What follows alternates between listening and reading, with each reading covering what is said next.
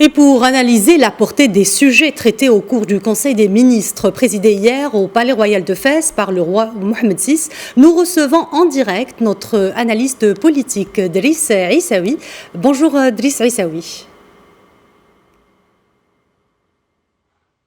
Driss Issaoui. Bonjour.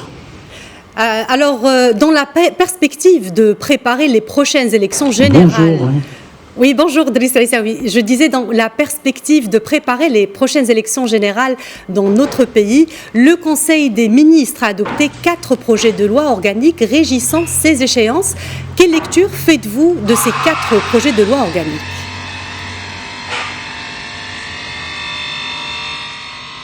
Vous savez, c'est un Conseil des ministres tout à fait particulier parce qu'il a adopté, comme vous l'avez annoncé, plusieurs projets, mais celui-là particulièrement concerne la vie politique nationale. Alors pour ce dossier-là, le Conseil des ministres a abordé la question des lois organiques, c'est-à-dire ce sont les lois qui organisent la Chambre des représentants et la Chambre des conseillers, particulièrement la représentation des femmes, le financement des partis politiques et tout ce qui touche à l'organisation de la vie des partis politiques en relation avec la Chambre des conseillers et le Parlement. Donc, il y a également la possibilité pour les femmes de se faire représenter à l'intérieur des instances élues, et elles sont considérées de manière tout à fait différente. C'est-à-dire c'est l'approche genre qui prévaut, et le Maroc est aujourd'hui parmi les pays les plus avancés dans ce domaine. Alors, en ce qui concerne ces lois, il faut le dire que ça participe à la moralisation de la vie publique et la vie politique au Maroc. Et on en a souvent parlé, mais aujourd'hui, on passe à l'acte à travers ces lois. Il y a également le fait que les femmes étaient représentées à travers une liste nationale. Or, aujourd'hui, on parle d'une liste régionale par référence à l'intérêt et à l'importance de la région dans la Constitution. Donc, la représentation sera assurée, les femmes auront un rôle beaucoup plus important au niveau des chambres, des 2 chambres, et surtout, il y a également au niveau de la Chambre des conseillers, il y a possibilité pour les partis les plus représentatifs qui vont pouvoir garder un groupe parlementaire pour pouvoir faire entendre leur voix, leurs remarques et sur les textes de loi qui leur sont soumis. Justement, Driss Issaoui, le Conseil des ministres a approuvé un projet de loi cadre relatif à la protection sociale. Que représente pour vous ce projet de loi cadre ?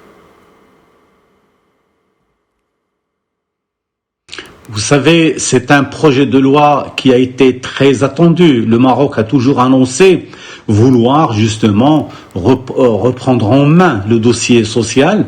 Alors pour cela, ce Conseil des ministres a adopté justement un projet de loi qui va généraliser d'abord la couverture médicale à quelques 22 millions de Marocains.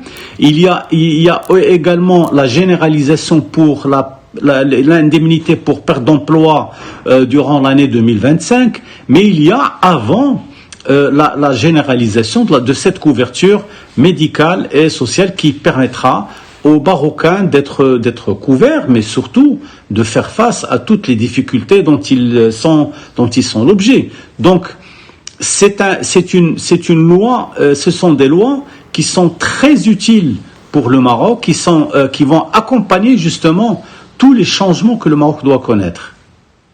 Un projet de loi vise à inclure le fonds Mohamed VI pour l'investissement dans la liste des entreprises publiques stratégiques dont les responsables sont nommés en Conseil des ministres. Pourquoi, M. Driss Issaoui, selon vous, cette modification de ce projet de loi ? Vous savez, ce fonds est un fonds stratégique. Et d'ailleurs, ce que le Maroc a vécu avec la pandémie avec la Covid-19 et tout on a vu que ce fonds a joué un rôle fondamental. Alors maintenant, il est question que ce fonds devienne public, qu'il ait une présence juridique responsable à travers un texte de loi, et ça a été fait avec ce conseil des ministres. C'est ce que je vous ai dit. C'est véritablement un conseil des ministres tout à fait exceptionnel et qui va permettre au Maroc de pouvoir traverser beaucoup de périodes avec beaucoup d'aisance. Merci Driss Issaoui pour toutes ces précisions. Je rappelle que vous êtes analyste politique.